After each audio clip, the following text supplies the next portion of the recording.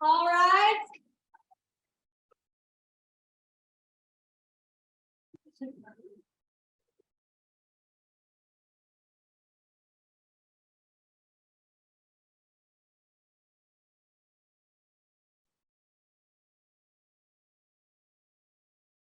The Honorable Justices of the Supreme Court of the State of Iowa. Hear ye, hear ye. The Honorable Supreme Court of the State of Iowa is now in session.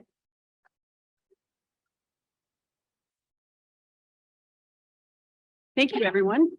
Please be seated.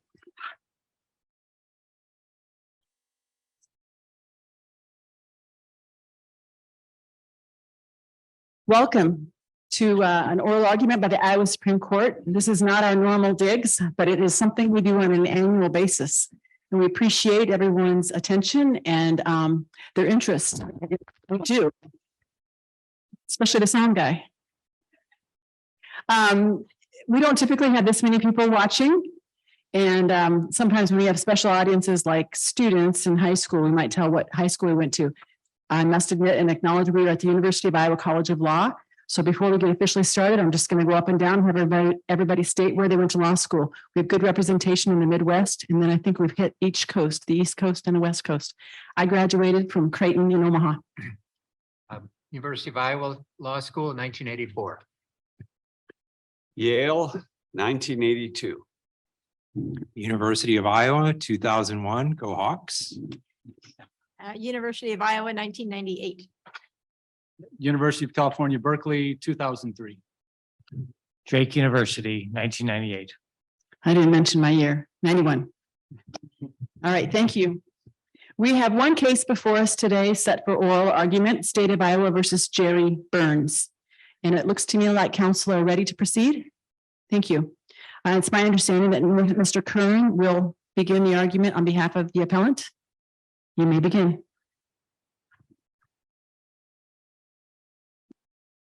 Good afternoon. May it please the court, Mr. Buller. My name is Nicholas Curran. I'm an attorney with Kathleen Zellner and Associates, and I represent the defendant appellant Jerry Burns. The issue this case raises is one of extreme importance, and that is whether the federal and state constitutions allow the government to surreptitiously collect and search any free citizen's genetic material without a warrant, without probable cause, and without any particularized suspicion that that individual has committed a crime. The district court below erred by answering that question in the affirmative based on the notion that an individual abandons any reasonable expectation of privacy in their genetic makeup by going about their day and doing something as simple as leaving behind a drinking straw that they've used at a restaurant. The district court's decision is erroneous for three reasons. First, Mr. Burns had a reasonable expectation of privacy in his genetic material, including the genetic material he left on the straw. Second, the abandonment doctrine does not apply to unavoidably shed DNA. And third, the search of Mr. Burns' DNA without a warrant violates both the Fourth Amendment and Article 1, Section 8 of the Iowa Constitution because the search was both unreasonable and a trespass. So turning to my first point, Mr. Burns had a reasonable expectation of privacy in his genetic material, including the genetic material on the straw. Of course, the threshold question that has to be answered anytime anyone claims protection under either the Fourth Amendment or Article 1, Section 8 is whether or not the individual had a reasonable expectation of privacy in the area that was searched. An individual has a reasonable expectation of privacy if they have a subjective expectation of privacy, and that expectation of privacy is one that society recognizes as reasonable. Now, the Supreme Court has held that the chemical analysis of blood constitutes a search under the Fourth Amendment because the search of an individual's blood has the potential to reveal private medical facts about the individual. Following that precedent and the inherently private nature. Does it matter in this case if the testing can only reveal limited information? As I understand the process, it's really related to identity only, and there's not much medical information that can be learned. Your Honor, no, it does not. And the Supreme Court has addressed this issue in a number of different cases, but one that immediately comes to mind is Arizona v. Hicks. So Hicks stands for the proposition that once the government intrudes upon a constitutionally protected space, the nature of any items that are seized during the search has no bearing on whether or not a search has taken place. So if you have a filing cabinet and that filing cabinet is protected by the Fourth Amendment or Article 1, Section 8, the fact that police go through that filing cabinet and pull out an advertising circular with your name and address on it and leave behind a folder labeled medical records does not make that then not a search. A search under the Fourth Amendment and Article 1, Section 8 occurs whenever the police search an area that has the potential to reveal the privacies of life that those amendments and those provisions of the Constitution. were I'm not designed sure to I protect. follow that. I mean, it seems like in that case, there's an expectation of privacy in the thing being searched. And the court says it doesn't matter what you find. Here, I think you're saying something different, is that there's an expectation of privacy created because of the potential to reveal information. It seems, your argument seems somewhat circular, right? I mean, if the police say our procedure here is very limited, and it's limited really to the purposes of identifying people, how is this different than a fingerprint? Well, Your Honor, so a fingerprint has nothing or has the potential only to reveal information pertinent to identity. Correct. There's nothing that searching a fingerprint can reveal about a person's medical history, their ancestry, none of the things that a search of an individual's DNA can. Is there reveal. anything in this record that indicates the police learned anything other than identity information about Mr. Burns? There's nothing in terms of the search of Mr. Burns' DNA. There was information that was culled from the profile that was recovered from the scene, but not as to Mr. Burns specifically, at least not the DNA profile that they pulled from the straw. Your client wouldn't have any standing to talk about what was pulled from somebody else's file, would they? No, Your Honor, that's correct. Mr. Burns would not have standing to object to the search of anyone else. So the answer you just gave to Justice McDonald's question when he said, was anything pulled other than identity for the defendant in this case? The answer is no, right? That's correct. That is correct, Your Honor. Do you Was it agree, the- do you agree that no warrant would be needed to lift fingerprints off, say if he had left a water glass at the pizza restaurant? I agree with that, Your Honor. Well, couldn't we write an opinion that was limited to just getting identity from DNA that would lead to the same result? No warrant necessary?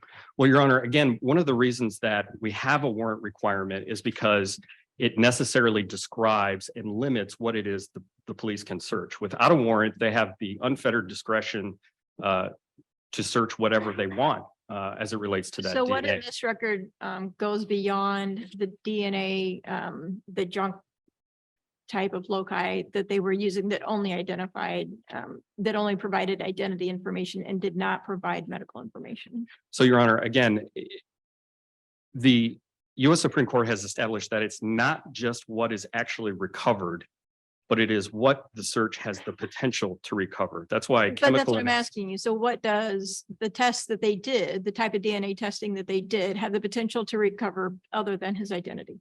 So there are, and I would defer to Mr. Wessler on this point, but there are portions of the 20 loci search that they did that encode more than just information relevant to identification. And so are all the cases that have distinguished Davis on that basis, then are you saying that the technology is now developed enough that Davis is right and those cases were wrong?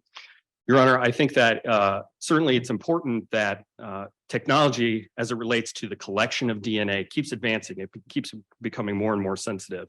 So, you know, they pulled DNA off of Mr. Burns' drinking straw, but I'm leaving DNA on this lectern. We're to the point now to where DNA testing is so sensitive that it could be pulled off of this lectern. Mr. Curran, you talk about the need for a warrant in order to sort of cabin the scope of the DNA analysis to make it analogous to the fingerprinting situation. Doesn't the Iowa statute already do that for us? No, Your Honor, it does not. It does not. The statute is not specific enough to, all it does is it says that the police are exempted from To identify an individual in the course of a criminal investigation by a law enforcement agency. What's wrong with that? well, Your Honor, so the threshold question is whether or not an individual has a reasonable expectation of privacy in the area that's searched. So that what is being searched here is genetic material. So doesn't that exception reduce Mr. Burns's expectation of privacy if the statute says that law enforcement can use his DNA to identify people? No, Your Honor, it does not. So positive law can only help inform what is and what is not a reasonable expectation of privacy. It cannot lower the protections that are provided under the Constitution. Counsel, So if yes. if a private party, if a private person were to grab this straw and send it in and have the DNA tested, would there be any private cause of action that Mr. Burns would have against that person? Yes, Your Honor, the statute would allow for a private cause of action in that regard. A private person could not do what the police did here, which is take an item that Mr. Burns had handled and then search his DNA. That would not be allowed under the statute. What rights, if any, did Mr. Burns have in the DNA that was left at the crime scene?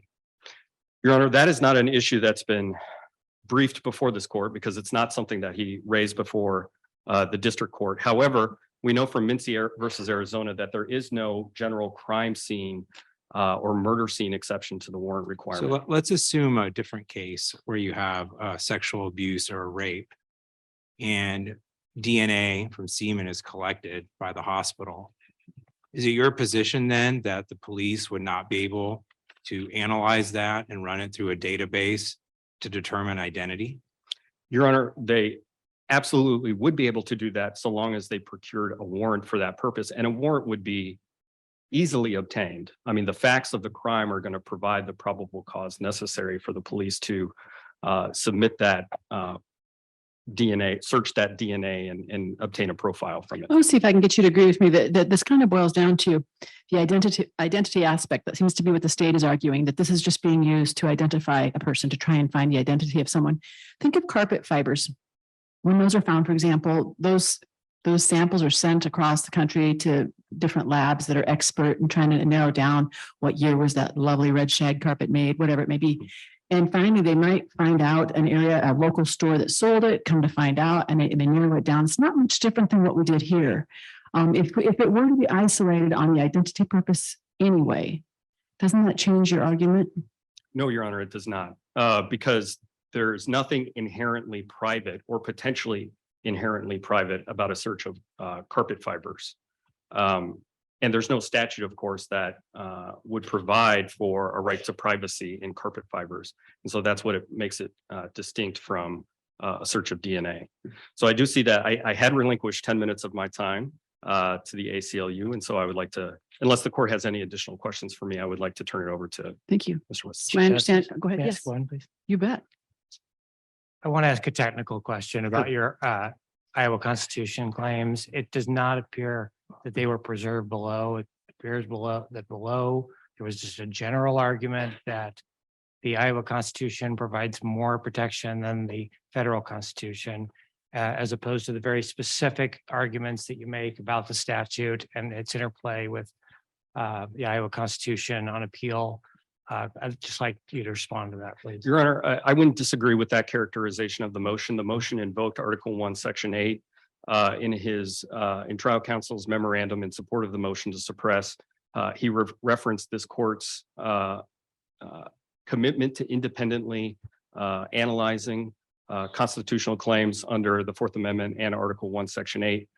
The trial court invoked the framework for analyzing that claim under Article 1, Section 8, and then determined that the abandonment doctrine applied. So I do believe that that is an issue that's been passed upon by the district court and has been preserved for review. Thank you. Thank you. Mr. Wessler?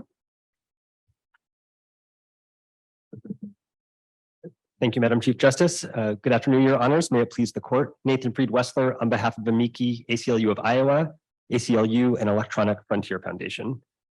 This court should reverse the district court for the 3 reasons.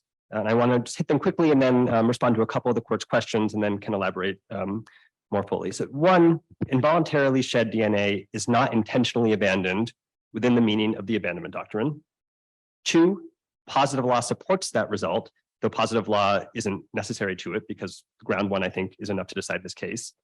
And 3, Article 1, Section 8 provides independent protection irrespective of what the Fourth Amendment rule is. And I want to address a couple of the court's questions to my colleague. Justice Mansfield, you were asking about the statutory framework and how that might cabin discretion. I think the relevant legislative statement on what law enforcement can do in DNA is in Chapter 81 of the code. And that's significant because it has very specific limitations on and empowerment and limitations around taking DNA samples from people convicted of serious crimes in the state. It's totally silent on the question here of what happens when police surreptitiously follow a free citizen, collect their DNA and sequence it. I think the law enforcement exception in 729.6, I read as just a statement that consent rule is about private people and look elsewhere in the code to figure out what to do about law enforcement. Well, here, law enforcement's discretion is cabined not at all by statutes. And that I think is a powerful reason why the Fourth Amendment has a role to play in interposing a neutral magistrate with a probable cause showing and a particularity showing to enable that search. Yeah, but I mean, isn't that other chapter, isn't it kind of apples and oranges? Because there are provisions in the law for mandatory provision of a DNA sample if you're convicted of a felony. And then, but that's not an investigation. This statute 729.6 says for investigative to identify an individual in the course of a criminal investigation. That's talking about something different, isn't it? I think it's an exception to the consent requirement that applies to private individuals for sure. But it just begs the question, that's exactly the constitutional interpretive question before this court today, which is under what circumstances are law enforcement able to analyze someone's DNA? And we, of course, think that that's with a warrant, both under the expectation of privacy test and the property test. And I want to spend a moment on the property or kind of textual interpretation of both Article 1, Section 8 and the Fourth Amendment, because I think that's one way to respond to this court's series of questions about whether there's a privacy interest in the search that actually happened here. I think there's no question that had law enforcement taken a swab physically to Mr. Burns or any other free person's cheek to take DNA, that would be a search. So the question here is, when a person involuntarily sheds DNA with no volition whatsoever, is that suddenly no longer a search? Have they relinquished their constitutionally recognized interest in our very genetic material? I think we call that abandonment. Well, I think the abandonment doctrine is absolutely the doctrine here. I think the most recent statement from this court on what the abandonment doctrine means was in the court's decision in Wright. And then other member of the court agreed on the basic test. Justice Mansfield, I think your formulation in your dissent was probably the most concise. The abandonment doctrine means an act of abandonment plus intent. Here we have neither a volitional act, right? Human beings shed 30 to 40,000 DNA containing cells every minute. And how was he going to get his DNA back from that straw that he abandoned? Well, that's exactly right. He couldn't because my DNA is on counsel table. It's on this lectern. It's on that water bottle, but I'm definitely putting in the recycling bin later. There's no ability for human beings to avoid shedding our DNA. Counsel, isn't that true of fingerprints, though? That's the big struggle. Well, it is true of fingerprints, but of course the difference is twofold, I think. One, the privacy interest, and I'm happy to address that in a moment. But two, fingerprints are a physical impression. They are not a part of a person. In constitutional terms, right, the Fourth Amendment in Article 1, Section 8 protect our persons, houses, papers, and effects. These are bodily cells, and the question is still the same that I just posed, I think. Once they're involuntarily shed from the body, is it any less of a search of the person? I don't think the abandonment doctrine actually reaches that. I don't think that was in your brief, that every cell that's ever been shed by a person throughout their, let's say 51 years, all of this trail of DNA throughout my life, back to Missouri, that's all my person constitutionally? Do you think that the framers would accept that? I mean, I absolutely think that the basic difficulty of asking what the framers would think here is that, of course, DNA sequencing material technology didn't exist. And the US Supreme Court has told us time and again now that a purpose of the Fourth Amendment in these digital age searches is to assure preservation of that degree of privacy that existed when the Fourth Amendment was adopted. And nobody could have conceived that by taking a drink from a copper tankard, they would have left their entire genetic makeup behind. Now science is Assuming the shedding is a big thing, and I can see from the record that was a big argument made by the state as well as the defense. The state says it was blood. You said it was shedding. By you, I mean defense. But in this case, sufficiency of the evidence is also challenged. And in that car, because the state, I think, believes that it probably was blood, but in that car, which belonged to the victim's family, I don't want to remember her name, Martinko, excuse me, I won't mispronounce it. The car belonged to her father, and yet the evidence did not show any of his shed DNA. So circumstantially, in this case, what do you have to say about that? Well, I think that that car was processed in 1979. the state of DNA. I mean, there was no DNA analysis science at that point. So I'm not sure what we can draw. Well, you're that shed DNA is what we're talking about. Well, absolutely, Your Honor. I'm not sure what one can draw from the state of processing a crime scene in 1979 for possible DNA collection. But I can tell you that today, geneticists and crime lab technicians are able to analyze very small quantities of DNA. Counsel, in this record, what's the evidence that the officers went beyond looking for identity in the DNA testing that they did? I think there's no evidence that they subjectively actually went beyond looking for. Is or there's There's not. I think that they were seeking to use it to identify by using the 20 loci that coincide with the CODIS system. As a factual matter, that's right. I agree with my friend that is not the constitutional question here for a couple of reasons. One, the Supreme Court has repeatedly explained that the relevant test in judging an expectation of privacy against a search is not the particular information that law enforcement chooses to focus on, but rather their potential to access everything, right? So in Carpenter, for example, what the law enforcement actually used and cared about were 16 individual location points on a few days that coincided to a few robberies. What the court focused on were nearly 13,000 location points spanning 127 days that the government had potential access to because those were in the files. That is what constituted the relevant expectation of privacy to look at. But in that opinion, the court talked about all of the information that was learned about people, like the entirety of their lives, their daily activities, where they go, who they spend time with, when they do it. Here, even at best case, you're learning part information about somebody's genetic material, some of which is already publicly expressed through phenotype. I mean, it's not particularly private, right? I mean, these scientists can figure out what part of my genetic code is just from the way I look. So if that's true, that seems very different than what the Chief Justice was talking about in Carpenter. I think that what the Chief Justice was talking about in Carpenter was potential, right? There's nothing in the record there to suggest that law enforcement cared at all where Mr. Carpenter went to church, but you could tell that by looking at the records. And so it was the potential invasion. And here, even if the court wants to focus just on the 20 CODIS loci that law enforcement was focused on for identification, advances in DNA science over the last decade, particularly since the Supreme Court's decision in Maryland v. King, teach us that actually what courts often used to call junk DNA reveals real information about people, about ancestry and ethnicity, and can correlate, just one last clause, can be correlated to the much more in-depth kinds of profiles that say 23andMe or Ancestry.com, those kind of companies produce, and therefore opening up exactly that whole array of medical proclivities, ancestry, parentage, phenotype, et cetera. With respect to the Article 1, Section 8 claim, in Wright, the court focused a little bit more on property concepts and positive law. I want to follow up on what the exchange you had with Justice May. Is it your position that the saliva is an effect?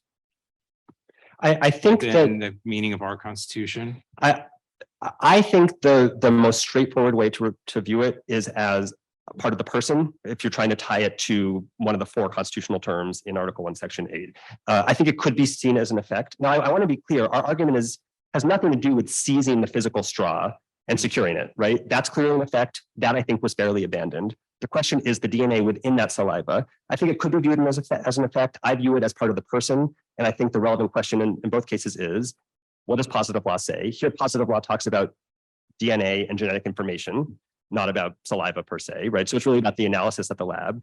And what does the abandonment doctrine say? It requires volitional, intentional abandonment, which just as a biological fact, I think does not exist here. It seems like there may be a point with these surveillance techniques, whether it's cameras, drones, DNA testing, whatnot, that at least under our Constitution, under these property concepts, that maybe the Constitution has limits.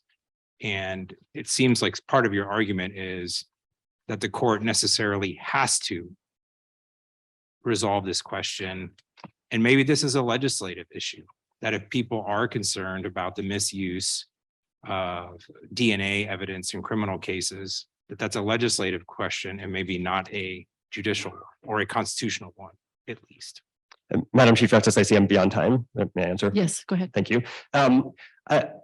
It may well be preferable in some democratic sense for the legislature to act, but I think what Fourth Amendment and Article 1, Section 8 jurisprudence has told us over and over is that in the absence of a constitutional legislative scheme, it's incumbent on courts to tell us what the Fourth Amendment and Article 1, Section 8 mean. I mean, in Carpenter, there was legislation.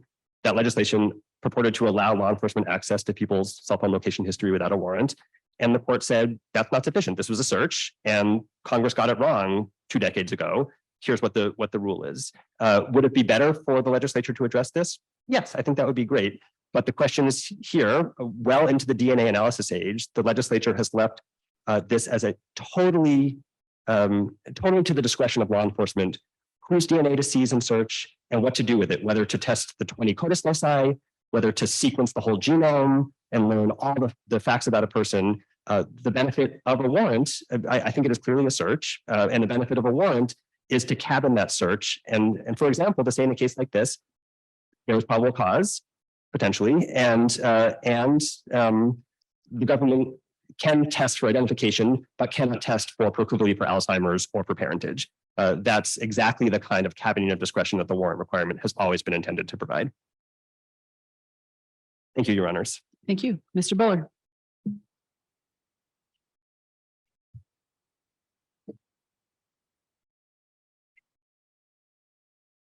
May it please the court. To accept the argument put forward by the defendant and by the ACLU is to undo about 150 years worth of criminal forensics. The technology has changed, but what we're talking about in this case has been true of crime scenes going back 150 years. This is the same as the bloody baseball bat found at the brutal homicide scene. Excuse me, Mr. Buller, would you mind pulling your mic down a little bit? Sure, I've been vertically challenged in enough courtrooms to know it's a common problem. Is this all right? There you go. It's the bloody baseball bat. It's fingerprints, it's hairs on the carpet, it's shoe impressions, it's hairs recovered from a departing criminal. The common thread in all of these is that we're looking for the identity of a suspect. Well, but counsel, as I understand the state's argument here, it's that once the straw is abandoned, the DNA on it is abandoned also, and it's not a search, right? And so the government can do whatever it wants with it at that point, right? It's not limited to identity. It could look for markers of aggression or mental illness or something else, right? The state's argument is twofold here, Your Honor. First is that I do think the abandonment theory solves the entire dilemma here. The straw was clearly abandoned. He'd left the restaurant before police approached the table. And to quote a member of the court, trash is trash. This isn't something that we have an expectation of privacy in. I think that solves the inquiry for both the DNA and the straw. But I'm sensitive to the parade of horribles in the ACLU's brief. That's what the Maryland court called it in the Raynor case. I think it's accurate because these are things we think about in our society today. We have concerns about the Orwellian parade of horribles. How do you solve that? Identity is the legislature's choice. That's the word that they put into the statute. I was troubled by the ACLU's argument that law enforcement use of DNA is totally unfettered and totally at the discretion of law enforcement, because that's not true. Iowa Code Section 7. Counsel, can I interrupt you there when you're talking about how unfettered it is? So in your brief, you talk about that the police obtained and extracted the DNA information solely as a product of the defendant's status as a top suspect. What's the limiting principle that ensures that police are only pulling DNA using this kind of DNA information for top suspects? What's to stop them from following any person, looking up their drivers or their, figuring out what their identity is from their car plate, following them into a restaurant, didn't like what they look like, takes their straw and then puts them into their database? Well, I don't think that the law requires to be a top suspect. That happens to be true in this case, and that's the observation made in our brief. But the language used in the code is for identity, and I think that is a sufficient But in my limiting principle. scenario, it's for identity. I don't like what this guy looks like. I'm going to figure out what his name is. I'm going to follow him. I'm going to pick up his straw when he drops it.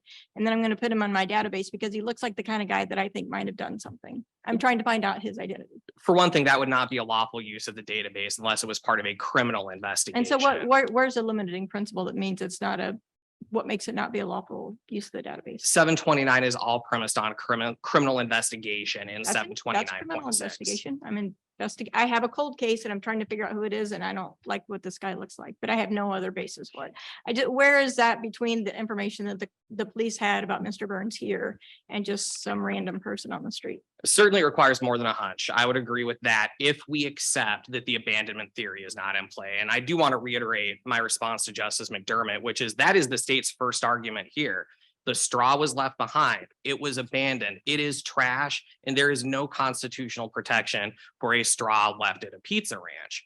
But if we set that aside to address your question, I think the court could say it requires more than a pure hunch. There must be some reasonable basis for the law enforcement investigation, but that's not a word that appears in our statutes. The legislature has not crafted that test, and contrary to the ACLU's argument, it is not the role of this Well, court but to be isn't a that- super legislature. Isn't that why we have warrants? Isn't that the purpose of the warrant requirement? No, the warrant requirement is twofold. It's to balance reasonableness with the involvement of a judge. Throughout our entire history in this country and in this state, there have been warrantless searches. I'm not sure there even is a search in the first place in this case based on the seizure of the straw. That is the state's best argument in my estimation, because it's a straw left at a restaurant.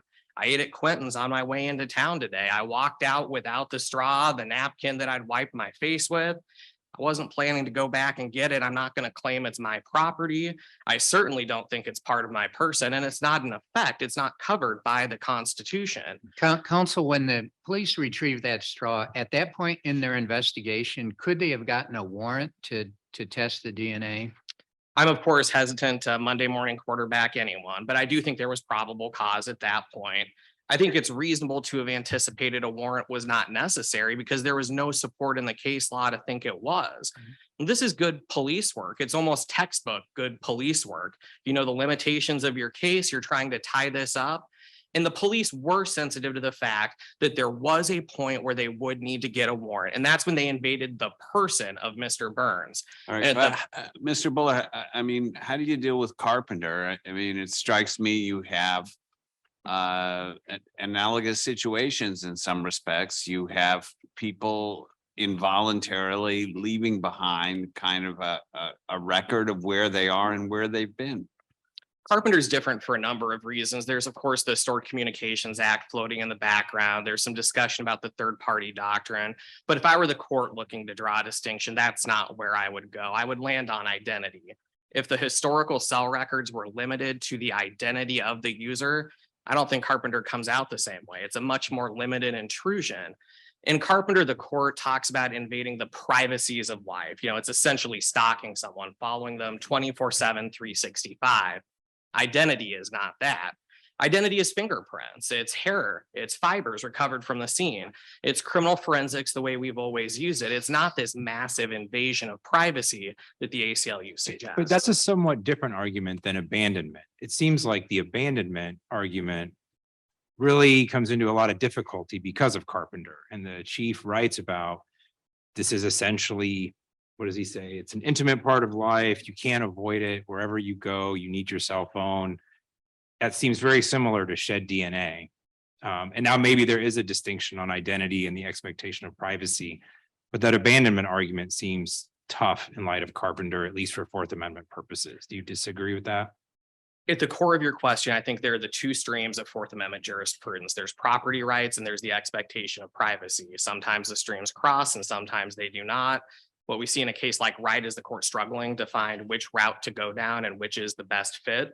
The best fit here is abandonment. I think it's different from Carpenter in that sense because there is no expectation of privacy in what you leave behind at a restaurant. You opened up the right door.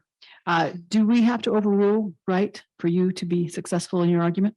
You do not, Your Honor. I would suggest that the court should. That is the state's position, is that Wright is wrongly decided largely for the reasons set out by the dissent, but also because it invited the kind of argument that we're having today. The discussion about positive law is a difficult one to have, in part because I'm not sure we all share the same vocabulary when we're talking about it. There's been discussion of positive law today, but of course, the majority footnote in Wright expressly disavows that theory of the law. One of the dissent points out that it's never been adopted by a majority or dissenting opinion anywhere in the country. As a practitioner, it leaves me a little befuddled Yes, what to do with but that. counsel, some of those were pre-Carpenter. And Carpenter has, I think, a little different take. The argument that's being made here is DNA is just different, right? By nature of what it reveals and how it is abandoned and collected in such a sort of easy way. Sort of like the court said that cell phones are different, right? That you can seize a cell phone, but you can't actually open it because of what it opens up about that person's life. Isn't DNA sort of similar? I mean, shouldn't we sort of view it through that lens? No, I reject that DNA is different. The state's position, and this is supported by more than 20 jurisdictions across the country, is that DNA is just the latest version of criminal forensics like fingerprints. But accepting the premise of your question, that there is something different about. But can I stop you there? Because it seems like most of the jurisdictions that that oppose Davis did it on the basis that it's only the however many junk loci that are focused on identity. And it seems like technology, at least if you read the ACLU's brief, the things that they're saying, that the technology has actually come a lot farther, so that even with the information from those same loci, you can get much more than identity. So are we catching up to the point where maybe Davis is right? First, the record doesn't get us to where the ACL's brief wants the court to go in terms of the technology. That argument really wasn't developed below. It wasn't heavily litigated. There's a lot of social science and citation of materials outside the record in the amicus brief. And I recognize that that's what an amicus brief is for, but we're here to decide cases, and that's not. So what's the record on what was actually developed, or what testing was done on Mr. Burns's DNA here, and what information they got? Solely testing for identity, just the 20 loci. At an earlier point, it was 13 and 10 loci. That's evolved over time as the FBI's developed different profiling technology. And so what's the limit there that prohibits the police from going beyond getting identity from those loci? I think the statute establishes an outer bound. It talks about investigating crime for identity, and that is an outer bound because that's all the police did here. And frankly, it's all I would anticipate the police do. Counsel, could I just ask about the text of the Fourth Amendment and also the Iowa Constitution? Do you think there's any way to reconcile the defendant's claim with the text of either of those provisions? And particularly, I'd like you to comment on this idea that we're talking about that the DNA as a person. I can. The Fourth Amendment and Article 1, Section 8 don't reach DNA, at least DNA that is shed in the sense that we're talking about in this case. Person in effect have never been understood in the history of this country to mean, for example, sweat that I would have left on a tavern in 1857. That claim is preposterous on its face. So there's no. Would you agree that blood is person, or is that effect? It's neither when it's left at a crime scene or abandoned as the straw was here. But let's say it's not left at a crime scene. What is blood? Blood obtained from a person is a person, and the case law is fairly consistent on that. The invasion of the bodily interest is what we're talking about. That's not at play in this case. Justice May, did I finish addressing your question? I think so. Thank you. Can you respond directly to counsel's argument that it's not material what the police actually do with the DNA? It's what they could do that's relevant for Fourth Amendment purposes. I'm not sure that finds much support in the law. And even if it found a support in some other context, I think it ignores the reality of DNA. There isn't a way that you can microscopically down to the nanometer separate that I'm going to take these 20 base pairs and not these other 15 trillion. That's just not something that can happen. So what we're looking at is really that analogy back to fingerprints and back to blood, where we're looking for specific markers to test against a known genetic profile. And we're not talking about anything new. We're talking about criminal forensics the way that it's always been done. Mr. Buller, I hesitate to get into this, but has the state kind of given up on a good faith exception to the exclusionary rule in Iowa? Because the whole thrust of the argument makes me think this is an area where the law is unsettled and there are reasonable arguments on both sides. And if we were like the federal system and had a good faith exception, then the murder conviction would likely be affirmed and we wouldn't even be worrying about this legal issue. And Justice Mansfield, I know the court's read enough of my briefs to know I have not given up on the good faith exception, but perhaps the court has in some of its past decisions. That should be revisited. I've argued that personally to this court. I think you find a special interest for good faith in a case like this one. And you see that in Davis, where the court struggled, the court split. There was a real division about how we even look at the question. I think we see some of that in our argument today. That's what the US Supreme Court would say the good faith exception is for. We will run into new issues in constitutional law in this country as technology continues to change. Part of what the good faith exception is for is to let police do good police work. And that is what the police did here. The police did exactly what I would have expected them to do under existing case law. And it will be lawful unless this court departs from existing case law. That's what good faith is intended to protect. I want to talk for a moment about the Iowa Constitution claim and preservation of that issue, which I know the court asked one of my opponents about. The law cannot be in this state that if you whisper Iowa Constitution in the district court, you get a brand new chance to litigate a brand new issue on appeal. Not only is it frustrating to the litigants, it leaves the court without the record it needs to decide these cases. Well, as you know, I've been on this court 11 years, and during those 11 years, we've been grappling with this. Wouldn't you agree that if the appellant makes a particular argument, asking for a particular result with particular reasoning, and then they say that's an argument we're making under both the Iowa Constitution and the United States Constitution, we can choose to accept that argument under either one? What's wrong with that? I'll give my first answer in terms of what the existing cases from the court say. And of course, they're all over the board. You have Baldwin, Ochoa, Short, and Gaskins that all give variations on a theme, perhaps, but inconsistent answers about what's expected. What is the harm in dealing with an issue that's briefed for the first time on appeal? I think that's what's at the heart of your question. I didn't quite mean that. I mean, I think the position has to have been raised below as well. But where I would maybe draw a distinction, I want to ask you about it, is between the situation where the court lands in a position that was not advocated for by anyone. And that's one thing. A separate thing is where the court lands on a position that was advocated for by a party. They raise both the Iowa and United States Constitution. It may be that the court ultimately concludes the United States Constitution does not support that position, but concludes that the Iowa Constitution does. I don't see anything wrong with that. Yeah, I think there's a distinction between a failure to brief an issue when the court might reach something on its own and the failure to meaningfully preserve an issue. And I'm talking about the latter here. The reference to the Iowa Constitution was we've got an Iowa Constitution, and sometimes the court has done things differently. If that had been as specific at the trial level as they were in their appellate briefing, what additional or different record would the prosecution have made? I think if a trespass argument was made below, there would have been additional development of the record. What you see the county attorney develop, and this is reasonable, I would have done the same thing based on the claims made, is a pretty quick talk about how exactly the property was acquired, how the straw was acquired at the restaurant. If he knew that trespass was the theory we were talking about, he might have established, does the restaurant own the straw? Whose ownership interests were in play? How are things normally done at the restaurant? But Mr. Buller, as I read the arguments that were made below and here, the defendant is arguing in both places that even if the straw was abandoned, there was a separate violation, an unreasonable search and seizure in testing the straw for DNA. And if that argument was made below and we happen to agree with it, I'm not saying we will, but if we do, what's wrong with saying we agree with it under Article 1, Section 8?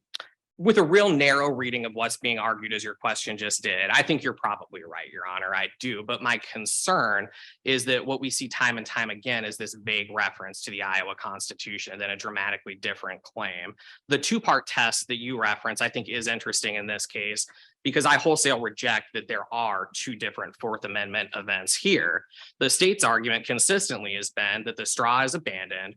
There are no Fourth Amendment events in this case because trash is trash and you have no expectation of privacy and you have no property interest. I mentioned the two rivers of Fourth Amendment jurisprudence. We're not in either of those. Could you distinguish Skinner? Sure, I could. Skinner is a tough case to deal with, and it's a long case because it is a complicated one. It's a regulatory case at heart with Fourth Amendment issues read into it. The easiest distinction to draw is that Skinner involves invasion of the body, and it does. It's blood testing, and it's what the court refers to as deep breath testing. It's not just the kind of breathing that hopefully I'm doing at the podium. It's not deep breathing, but it's something more. It invades the body of the person. And the Fourth Amendment and Article 1, Section 8 do have special solace for the person. A straw left at a pizza ranch is not part of the person. Shed DNA is not part of the person. So Skinner can be separated on that basis because we're not talking about bodily integrity. The other piece of Skinner is urinating, and the court does some discussion in Skinner about expectations of privacy surrounding urinating. Obviously, you have a much greater expectation of privacy when you are going to the bathroom versus when you are eating at the pizza ranch and drinking out of your straw. Skinner, to the extent it has any play here, and I'm not sure it does, is distinguished factually because you just don't reach the same kind of issues. There are protected interests in Skinner that are not at play in this case. I would ask this court to affirm the district court and affirm this case because it's nothing different than what we've dealt with before. It is fingerprints, the bloody baseball bat, and the swab from the rape kit. Thank you.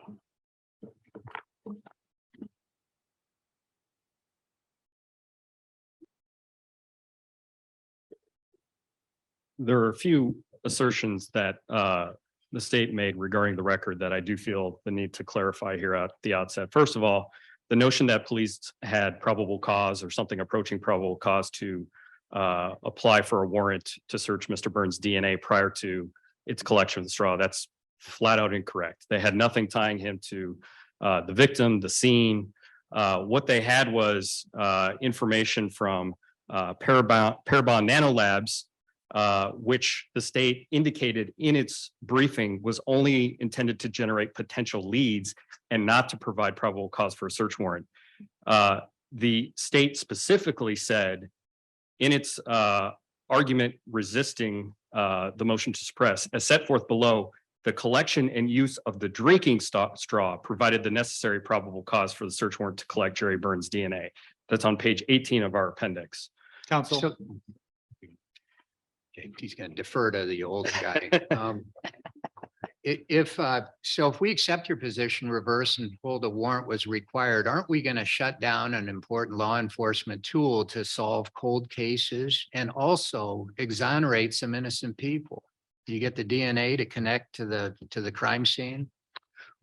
Well, Your Honor, so again, DNA at a crime scene will always be amenable to search because the facts of the crime scene will provide the probable cause necessary for police to secure a warrant. The state talks about a parade of horribles. There is no parade of horribles as it relates to law enforcement's ability to process a crime scene.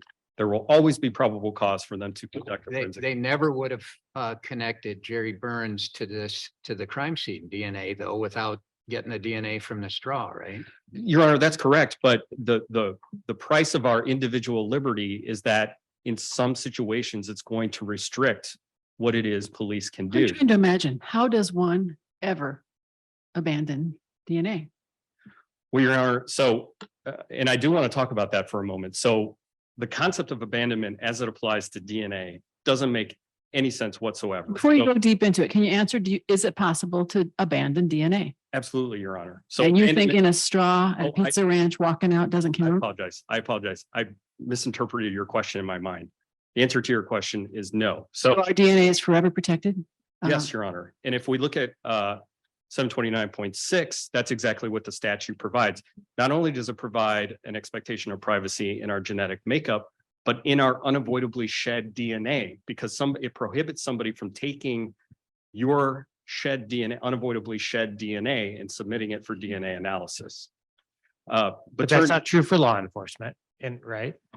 Well, Your Honor, so turning back again, and this is why we have to do this sequentially. The very first step in the analysis is there a reasonable expectation of privacy in DNA? Why isn't the first question, is this a person or a fact?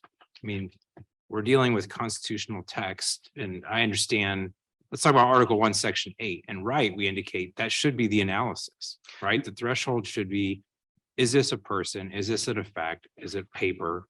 Is it your house? And I'm really struggling with the concept that discarded DNA and saliva is the equivalent of a person within the meaning of the Constitution. Your Honor, and that goes back to Skinner. So, and to clarify something that the state said along those lines, it's not just the physical intrusion into the skin to draw the blood that is a search. The court explicitly held that subjecting that blood then to chemical analysis is a second search.